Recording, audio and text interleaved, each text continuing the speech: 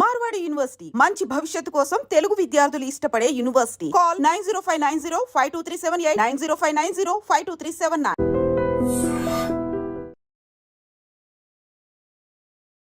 నమస్కారం, welcome to I dream. ధర్మ మార్గం విత్ విజిత కార్యక్రమానికి స్వాగతం.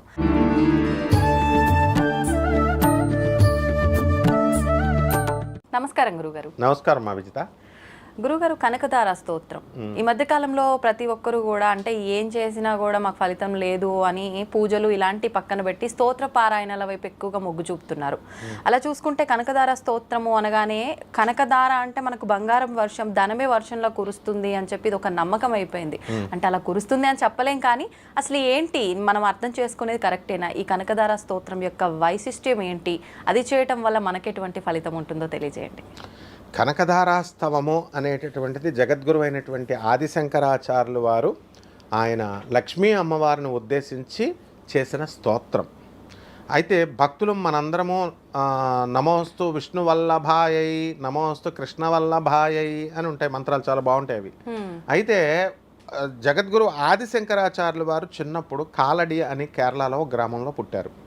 పుట్టిన తర్వాత ఆయన వాళ్ళ అమ్మని సన్యాసంకి దీక్ష ఎలాగో ఒప్పించుకొని తర్వాత ఫస్ట్ మధ్యాహ్నం 12 గంటలు అయ్యేసరికి భిక్షకు వెళతారు. ప్రతిరోజు భిక్ష ఒక్కసారి అడగాలి సన్యాసి అనేవాడు. ఇవ్వకపోతే, భిక్ష వేయకపోతే ఇంకా ఆ రోజు పసుతో ఉండాలి వాళ్ళు. రోజులో ఒక్కసారి అడగాల, ఒక్కరినే అడగాల ఫస్ట్ టైం. వాళ్ళు ఇవ్వకపోతే ఇంకా భిక్ష కడుపుతో ఉండిపోవాలి. ఇది సన్యాస దీక్ష. ఆ తర్వాత ఆ రోజు సాయంత్రం మళ్ళీ ఆ ఊర్లో ఉండకూడదు, నెక్స్ట్ ఊరు వెళ్ళిపోరు. మరి ఇప్పుడున్న స్వామీజీలు అందరూ ఎలా ఉంటున్నారు? సన్యాస దీక్షలో ఉండట్లేదు. అప్పుడు ఆ గర్భదరిద్రురాలైనటువంటి ఆవిడని సెలెక్ట్ చేసుకుంటాడు ఆయన. ఆయన మామూలు సన్యాసి కదా, ఆమెను ఉద్ధరించాలి కదా. జగద్గురు ఆదిశంకరాచార్యులు వారు ఎవరు? సాక్షాత్తు శివస్వరూపం. అందువలన ఆ పరమేశ్వరుడే పుట్టాడు కాబట్టి వీళ్ళను ఉద్ధరించాలి అని చెప్పి వాళ్ళ ఇంటికి వాళ్ళకు విముక్తి పొందించడం కోసం అంతే మరి. అందువల్ల నృసింహ సరస్వతి దత్తాత్రేయ స్వాముల వారు కూడా గొప్ప వాళ్ళ ఇళ్ళకి వెళ్ళడు. అలాగే శ్రీకృష్ణ పరమాత్మ కూడా కుచేరుడి ఇంటికి వెళ్తాడు. దుర్యోధనుడు ఏమంటాడు? నేను ఇన్ని పిండి వంటలు, ఇన్ని డైమండ్స్ ఇవన్నీ తెస్తే నావి తీసుకోకుండా దరిద్రుడు మురుగుపోయిన అటుకులు ఇస్తుంటే వాడి దగ్గరికి వెళ్ళాడు అంటాడు దుర్యోధనుడు. అలాగే ఇక్కడ ఉన్న భక్తులు కూడా అలాగే అనుకుంటారు. అప్పుడు ఆ తల్లి ఏం చేస్తుందంటే ఆమెకు ఒకే ఒక ఉసిరికాయని శివుడికి నైవేద్యంగా పెట్టుకుంది. ఆ రోజు ఆమెకి తిండి లేదు. ఆ రోజు మధ్యాహ్నం ఆమె తినాలది. అయితే బాల సన్యాసి వచ్చాడు. మరి పాపం అతను ఉన్న పసుతో మాడిపోతాడని త్యాగం చేసి ఆ యొక్క ఉసిరికాయని ఆయన జోలిలో వేస్తుంది. ఆదిశంకరులు ఒక్క క్షణం ఏమిటి పేదరికం అని ఇలా ఒక్కసారి దివ్య దృష్టితో చూస్తాడు. ఆమె కర్మలు కనబడ్డాయి ఆయనకి. అప్పుడు అంటే ఎంత దరిద్రంతో అనుభవిస్తుంది. అందువలన లక్ష్మీదేవిని ఆదేశిస్తాడు. He doesn't request. భో లక్ష్మి భో అని అంటాడు. అంటే అమ్మా లక్ష్మి రా, ఇవ్వు, కమాన్ గివ్ అంటాడు. ఎందువలన? ఐశ్వర్యం ఈశ్వరాదిత్యేత్. డబ్బులు ఎప్పుడు ఈశ్వరుడి చేతిలోనే ఉంటాయి. ఐశ్వర్యం. లక్ష్మీదేవి క్యాషియర్ మాత్రమే. శివుడు ఆదిశంకరుడు బ్యాంక్ మేనేజర్ సైన్ చేసి ఇమ్మంటేనే క్యాషియర్ ఇవ్వాలా, మామూలుగా క్యాషియర్ ఇవ్వకూడదు. వీళ్ళిద్దరూ ఓకే అయినా కూడా క్యాషియర్ ఏం చేస్తాడు? అప్పుడు మేనేజర్ చెప్పినప్పటికీ ఆయన అకౌంట్స్ చూస్తాడు, బ్యాంక్లో బ్యాలెన్స్ ఉందా అని. బ్యాలెన్స్ లేకపోతే మనకి ఇవ్వడు. అలాగే ఈమె బ్యాలెన్స్ని చెక్ చేసింది లక్ష్మీదేవి. ఆమెకి లేదు, పుణ్యం లేదు. పుణ్యం లేకపోతే నాయనా శంకర, ఆమెకి ఇవ్వడానికి కుదరదు నాయన, ఆమె పుణ్యం చేసుకోలేదు అని అంటుంది. అమ్మా లక్ష్మి, నువ్వెవరివి? కర్మల్ని తొలగించే తల్లివి అని చెప్పి నేను I am recommending under the special discretion power of Jagadguru Adi Shankaracharya her bad karmas are dismissed అని ఒక్క పదం అంటాడు. అనగానే అంటే విశేషమైనటువంటి అధికారాలు గురువుకు ఉంటాయి.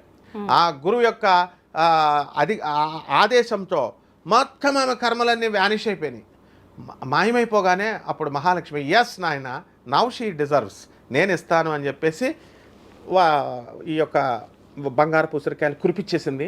ఇది నగ్న సత్యం అని చెప్పడానికి షిరిడి సాయినాథుడు ఏ విధంగా అయితే లక్ష్మీబాయికి 9 నాణాలు ఇచ్చాడో, రూపాయి బిళ్ళలు, నవవిధ భక్తులకి ప్రతిరూపాలుగా, అలాగే 9 బంగారపు ఉసిరికాయలు ఇప్పటికీ కూడా ఉన్నాయి. ఎక్కడ? కాలడి ఆదిశంకర ఆశ్రమంలో ఉన్నాయి. కాబట్టి ఆ అమ్మ వాళ్ళ వంశీకులు ఇంకా ఉన్నారు, ఆ అమ్మాయి వంశీకులు.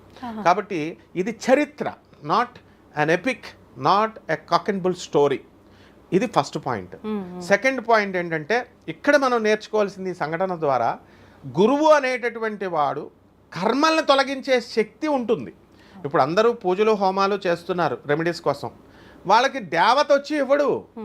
దేవత హీ డజంట్ ఇంటర్ఫియర్. దేవుడు ఎప్పుడు ఇంటర్ఫియర్ అవ్వడు. నేను కృష్ణుడు చెప్పాడు, నాకు ఎవరి మీద ద్వేషం లేదు, ఎవరి మీద నాకు కోపం లేదు, నేను పక్షపాతిని నిష్పక్షపాతంగా ఉంటానన్నాడు. But who then interferes? గురువు ఇంటర్ఫియర్ అవుతాడు. ఆ గురువే ఆదిశంకరుడు, ఆ గురువే శ్రీకృష్ణుడు, ఆ గురువే దత్తాత్రేయ స్వాముల వారు. అందువలన ఆ యజ్ఞం చేసినటువంటి ఫలితాన్ని గురువు తీసుకొచ్చి ఫలితాన్ని ఇస్తాడు. అందుకే గురువు ద్వారా మంత్రోపదేశం చేసుకోమని అంటారు, అది అర్థం అందులో.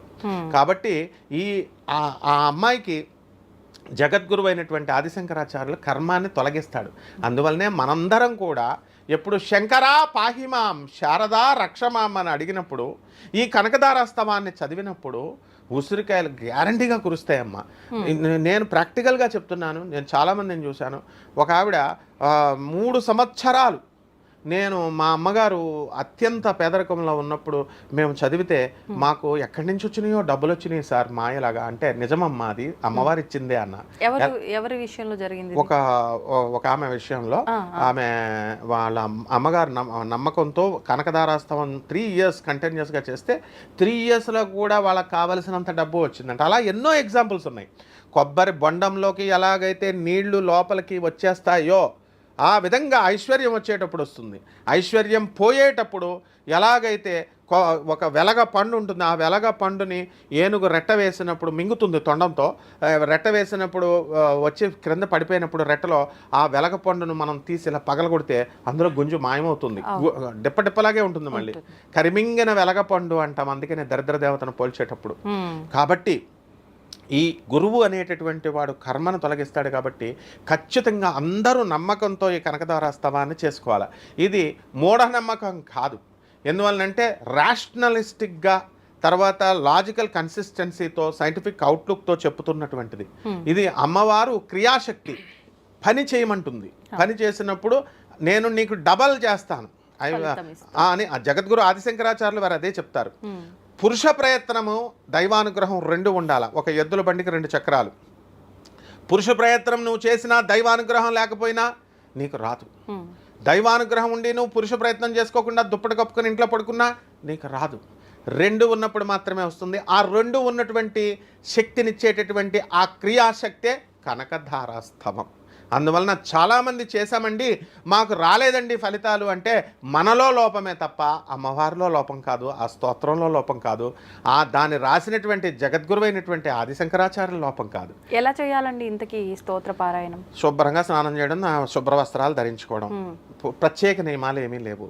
చక్కగా అమ్మవారిని, అమ్మా జగజ్జనని నేను ఒక 41 రోజు నేను చేసుకుంటున్నాను అని చెప్పుకొని ఎవరికి వాళ్ళే ఆదిశంకరులకి నమస్కారం చేసుకొని ఆ స్తోత్రాన్ని మనకు అందించిన మహానుభావుడు ఆయన చేసుకొని కుంకుమతో అమ్మవారికి చాలా బాగా చక్కగా ఉంటుందన్నమాట ఆ స్తోత్రం. అందువలన చక్కగా కుంకుమ వేసుకొని ఒక పండుని నైవేద్యంగా పెట్టచ్చు. రోజు పిండి వంటల దానం ఇచ్చేయాలని ఏం లేదు, బెల్లమో ఏదో ఒకటి. తర్వాత హారతి ఇచ్చేస్తాం మంగళం. మామూలు పూజ చేస్తున్నట్టే దీపములో ఉంటుంది లక్ష్మీదేవి. కాబట్టి దీపారాధన చేసేస్తే సరిపోతుందమ్మా. ధన్యవాదాలండి. ధన్యవాదాలమ్మా.